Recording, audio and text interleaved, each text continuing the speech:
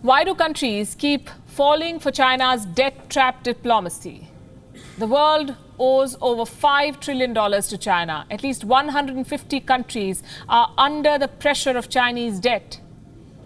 But why aren't people drawing lessons from this? Why is China still being allowed to debt trap more countries?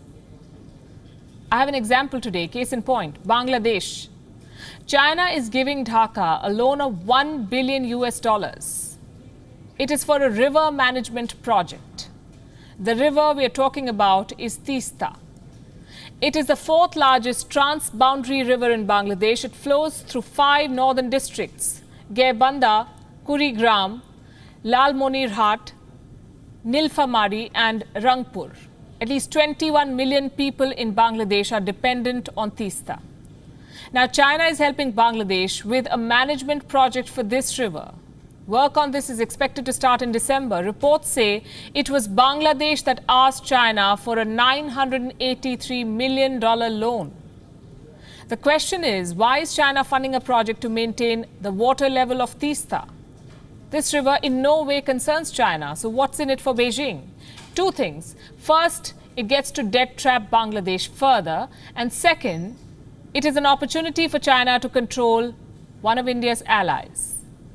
Let me explain. You see, Teesta originates in India, Solamo to be specific. The river flows through Sikkim and West Bengal before entering Bangladesh. It is one of the 54 rivers that enter Bangladesh from India. The Teesta has been an apple of discord between the two countries.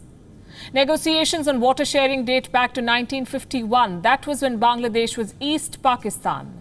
7 decades and a new country later, the negotiations have not quite reached a fruitful end. Negotiations were expedited in 2009, but the water sharing deal is still pending. And we are in 2020. Now, Bangladesh claims that because of a particular dam on the Indian side, the flow of the river is reduced during winters.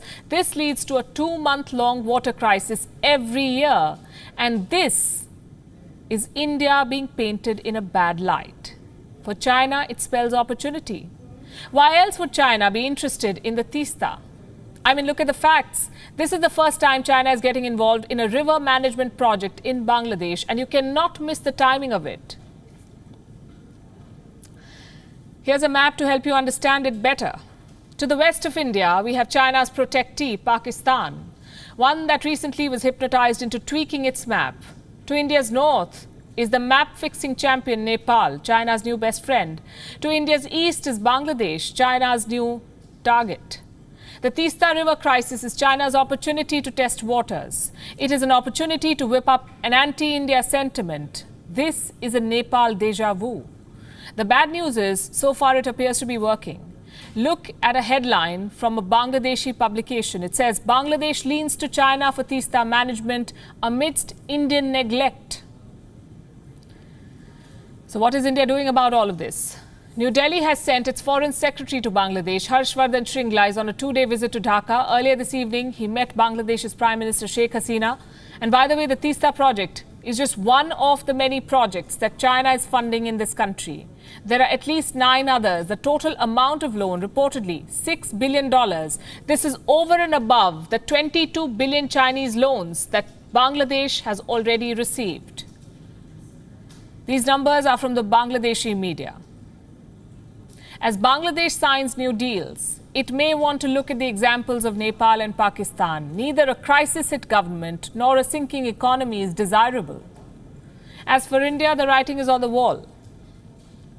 India cannot, and I repeat, cannot, afford to sour ties with its neighbors or keep them hanging.